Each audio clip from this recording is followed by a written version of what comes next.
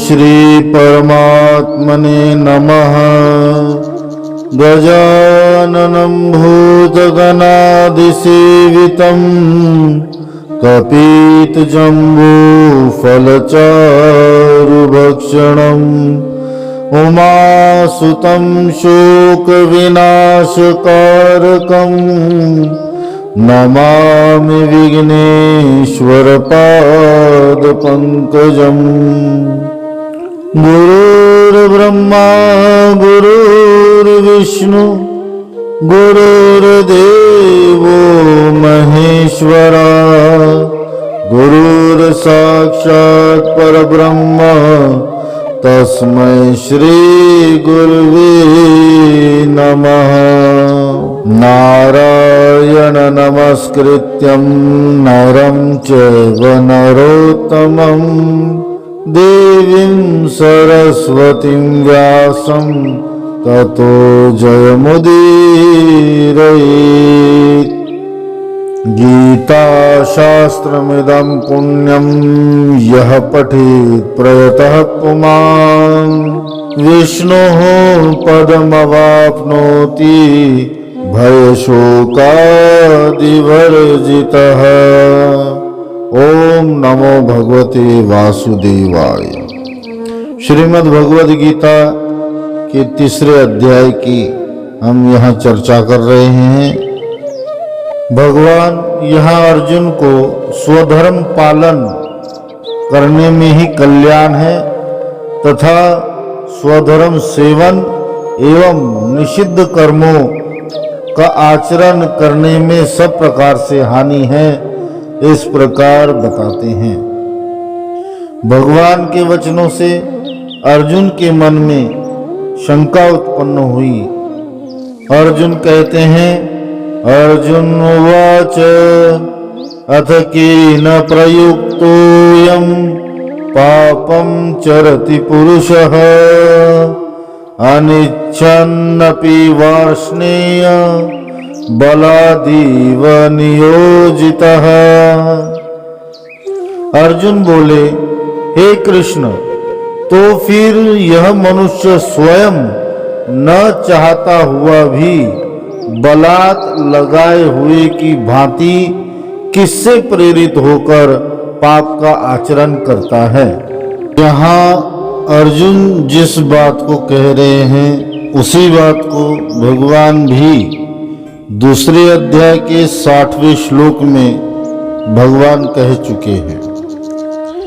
क्योंकि यह देखा गया है कि भक्ति मार्ग पर चलने वाला व्यक्ति भी, साधक व्यक्ति भी, बुद्धिमान विवेक से परिपूर्ण व्यक्ति, संसार में समाज में कई ऐसे समझदार व्यक्ति भी है जो पापों के बुरे परिणाम को देखकर उन पाप कर्मों से बचने का प्रयत्न करते हैं और पाप कर्म में प्रवृत्त होना, पाप कर्म करना वह ठीक नहीं समझते, फिर भी उनके द्वारा कई बार पाप कर्म हो जाते हैं।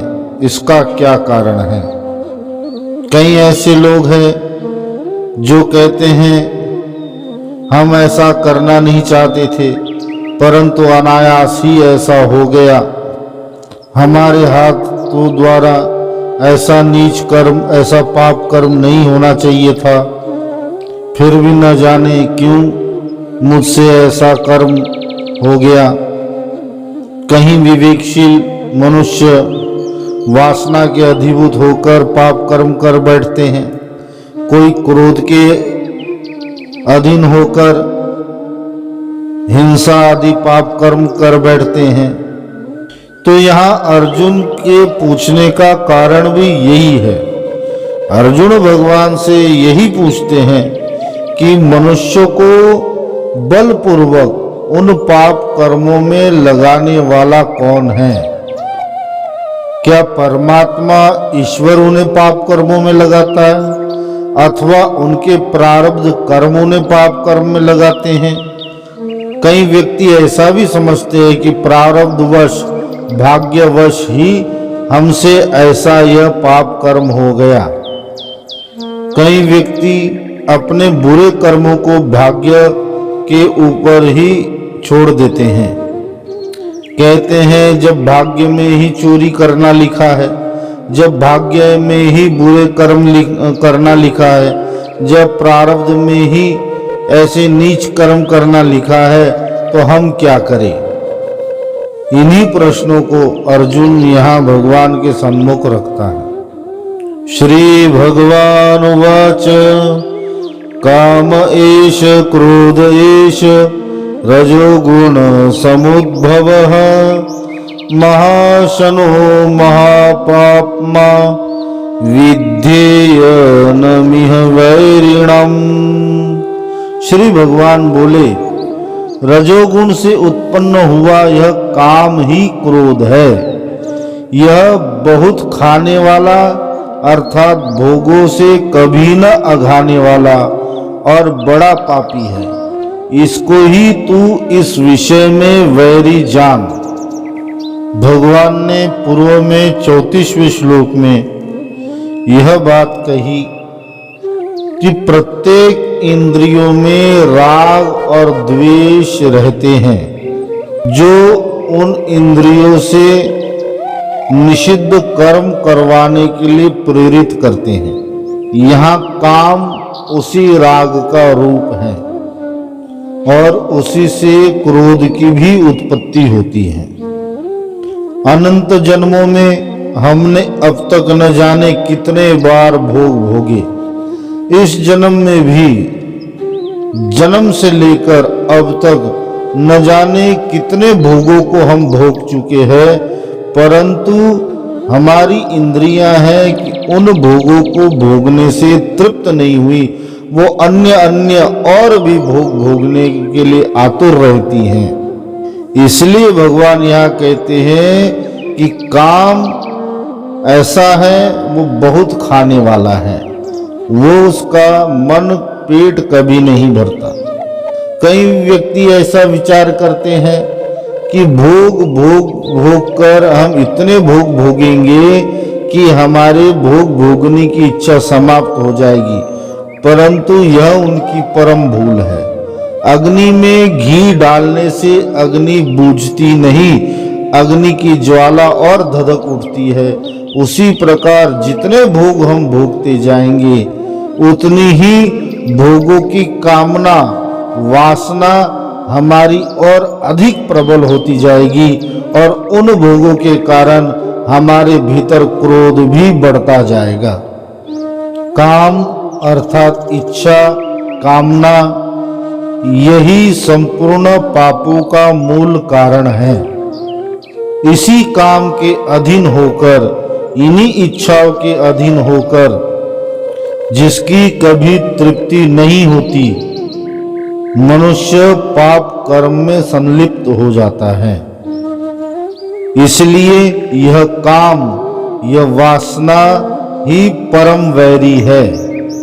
यही मनुष्यों का सबसे बड़ा शत्रु है, जिसे जीतने वाले को ही शूरवीर माना गया है। यह काम ऐसा है कि बड़े से बड़ा ज्ञानी, बड़े से बड़ा तपस्वी भी कभी न कभी थोड़ा सा ढील देने पर वह इसकी चपेट में आ जाता है। इसी संदर्भ में भर्तृहरि जी का बड़ा सुंदर उदाहरण है। भर्तृहरि जी पूर्व में एक राजा थे। अनेक प्रकार के भोगों को वो भोग चुके थे, परंतु जब सब कुछ त्याग कर वह संन्यास्त हुए और तपस्या मार्ग में संलग्न हुए, तो उस समय भर्तृहरि जी एक नगर से जा रहे थे। वहाँ एक मिठाई की दुकान से उन्हें मिठाई की सुगंध आई और उस मिठाई को प्राप्त करने के लिए जब वो उस दुकान में पहुंचे, तब दुकान वाले ने उनसे उस मिठाई का मोल मांगा। धन तो भर्तृहरि जी के पास था नहीं, तो उस मिठाई खाने के लिए, धन कमाने के लिए उन्होंने दिन भर मजदूरी की और दिन भर मजदूरी करने के पश्चात संध्या में जो उन्हें धन मिला वह मिठाई की दुकान पे गए और उन्होंने उस धन से मिठाई खरीदी। और जब मिठाई अपने हाथ में पकड़ी और जब वो खाने को प्रवृत्त हुए, तब उनके मन में, उनके अंतर मन में एक विचार आया कि कहाँ तो मैं पहले राजा था, संपूर्ण भोगों को, इससे भी बड़े बड़े भोगों को मैं भोग चुका था। उन सब भोगों को त्याग कर मैंने ये तपस्वी जीवन अंगीकार किया, साधक का जीवन अंगीकार किया। और इस क्षणिक ढिलाई ने, इस काम ने, इस मिठाई ने मुझे कैसा नचाया। भगवत साधना छोड़कर दिन भर मैंने इस मिठाई के लिए मजदूरी की है। तब उन्होंने पास में पड़ा हुआ गोबर उठाया और फिर मिठाई का टुकड़ा मुंह तक ले जाते और फेंक देते और गोबर अपने रसना को खिलाते और कहते कि ले खा, तू मिठाई खाना चाहता था, ले खा। इस प्रकार जब संपूर्ण मिठाई फेंक दी, तब स्वयं रसना उनके सामने प्रकट हुई। तात्पर्य यह है कि यदि हम अपने मन को जरा सा भी ढीला छोड़ दे तो यह काम हमें अपना दास बनाने के लिए जरा भी देर नहीं लगाएगा। ना तो प्रारब्ध ना ही ईश्वर है, यह काम ही है जो मनुष्यों को नाना प्रकार के भोगों में आसक्त करके उन्हें बलपूर्वक पापों में प्रवृत्त कराता है। इसलिए यह महान पापी है। इसलिए हमें हमेशा हर समय चेतन रहना चाहिए और इस काम का नाश करना चाहिए। यह काम ही है जो मनुष्य को उसकी इच्छा के बिना जबरदस्ती पापों में लगाकर उसे जन्म मरण रूप और नरक भोग रूप महान दुखों का भागी बनाता है। इसी का विस्तार करते हुए भगवान आगे कहते हैं, धूमेन व्रियते वह्निर् यथा दर्शो मलेन च यथोल्बेनावृतो गर्भस्तथा तेनेदमावृतम्। जिस प्रकार धुएं से अग्नि और मैल से दर्पण ढक जाता है तथा जिस प्रकार जेर से गर्भ ढका रहता है, वैसे ही उस काम के द्वारा यह ज्ञान ढका रहता है। अर्जुन को काम के प्रभाव को यथार्थ समझाने के लिए धुआं, दर्पण एवं गर्भाशय की झिल्ली का उदाहरण भगवान यहाँ देते हैं। जिस प्रकार काष्ठ में अग्नि होते हुए भी जब अत्यंत धुआं प्रकट होता है तो वह अग्नि छिप जाती है, उसी प्रकार अंतर मन में भगवत भक्ति होते हुए भी जब कामनाओं का धुआं उठता है तो वह भगवत भक्ति रूप प्रकाश भी हमारे भीतर में ढक जाता है। यदि दर्पण पर मैल जमी हो तो हम अपना चेहरा कितना भी साफ कर ले, हमारा प्रतिबिंब उस दर्पण में स्पष्ट दिखाई नहीं देगा। इसके लिए हमें दर्पण साफ करना पड़ेगा। उसी प्रकार हमारे मन के दर्पण पर जब कामनाओं की, वासनाओं की कालिमा पुत जाती है, तब हमें अपने यथार्थ स्वरूप का भास नहीं होता। सद असद बुद्धि का विवेचन हम नहीं कर पाते। जैसे जेर से गर्भ सर्वथा आच्छादित रहता है, गर्भस्थ शिशु का कोई भी अंश दिखाई नहीं देता, वैसे ही वासना एवं अज्ञान के आवरण से ज्ञान सर्वथा ढका रहता है, जो मनुष्य को मोहित करता है और निद्रा, आलस्य, वासना आदि सुखों में फंसाकर साधन मार्ग से दूर कर देता है। यह काम ही है जो मनुष्य में विभिन्न प्रकार की तृष्णाओं को प्रकट करता है एवं मृग तृष्णा की भांति जिस प्रकार सूखे रेगिस्तान में हमें जल का आभास होता है, वही मृग तृष्णा गर्मी के दिनों में सड़क पर भी हमें दिखाई देती है। दूर से प्रतीत होता है कि मानो वहाँ बहुत जल है, परंतु वह केवल आभास मात्र रहता है। उसी प्रकार काम भी मृग तृष्णा का जल हमें दिखाता है। विषयों में हमें सुख दिखाई पड़ता है, परंतु वो सुख उस मृग तृष्णा के समान ही होता है और उसी के दिखाए हुए प्रलोभन में व्यक्ति फंसकर नीच कर्म और निषिद्ध कर्मों में प्रवृत्त होता है। आगे भगवान कहते हैं, आवृतम ज्ञानमेतेन ज्ञानिनो नित्यवैरिणा कामरूपेण कौन्तेय दुष्पूर्णानलेन च। हे अर्जुन, इस अग्नि के समान कभी न पूर्ण होने वाले कामरूप ज्ञानियों के नित्य वैरी के द्वारा मनुष्य का ज्ञान ढका हुआ है।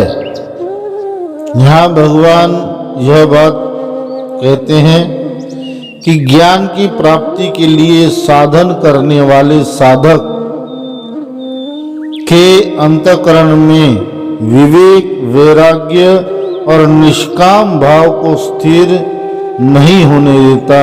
यह काम रूप शत्रु ऐसा है, उनके साधन में बाधा उत्पन्न करता रहता है।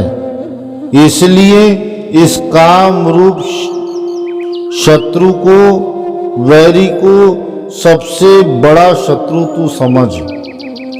जो अज्ञानी है, जो अविवेकी है, वह सुखों में, सांसारिक सुखों में और विषयों में ही मग्न रहता है।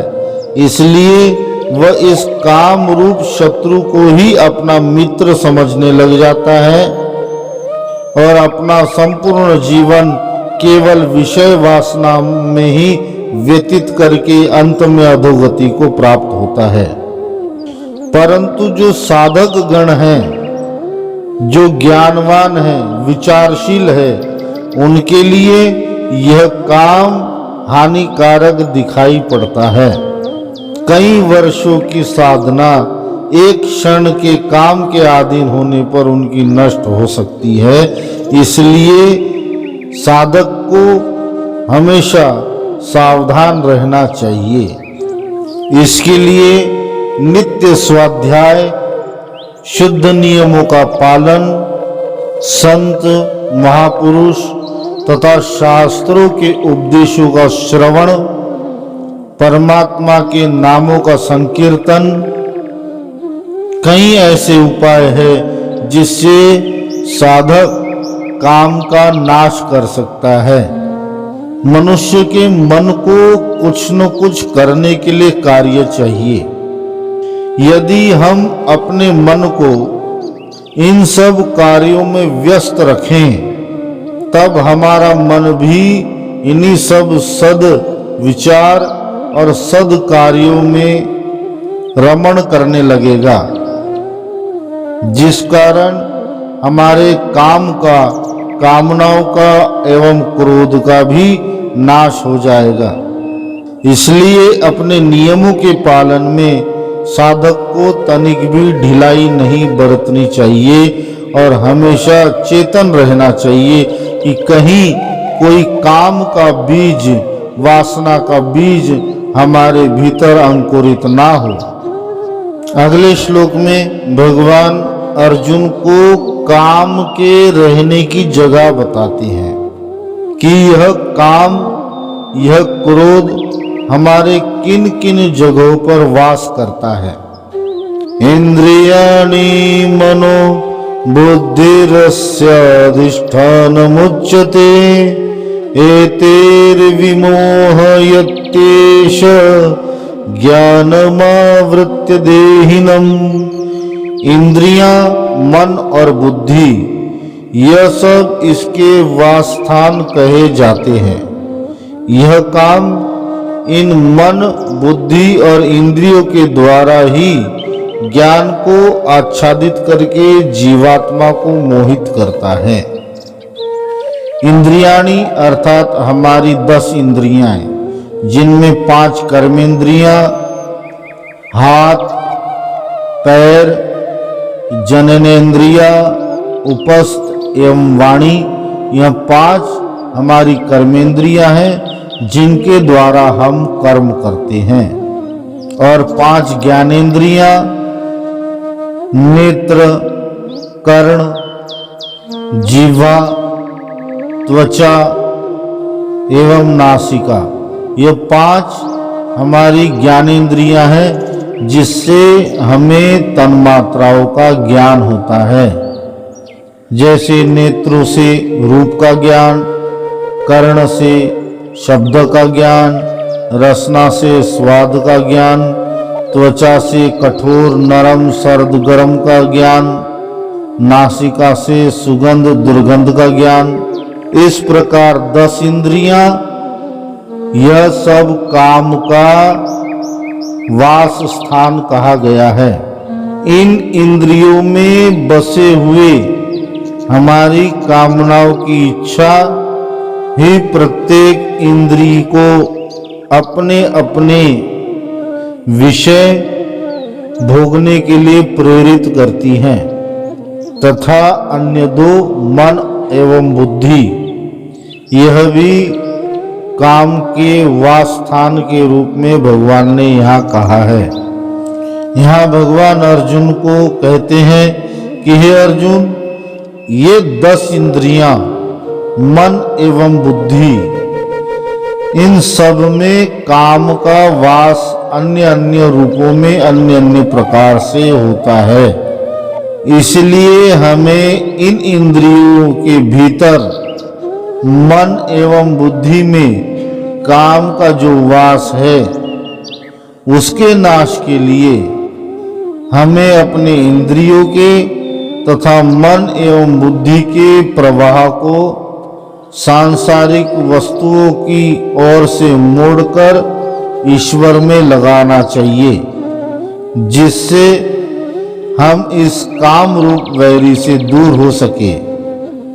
क्योंकि यह काम रूप शत्रु ही परमात्मा की प्राप्ति रूप वास्तविक धन से वंचित करके हमारे अमूल्य मनुष्य जीवन का नाश कर डालता है एवं अपने वश में करके हमें अपना दास बना लेता है और हमारा अधपतन हो जाता है। ओम नमो भगवते वासुदेवाय। हरि ओम तत्सत, हरि ओम तत्सत, हरि ओम तत्सत।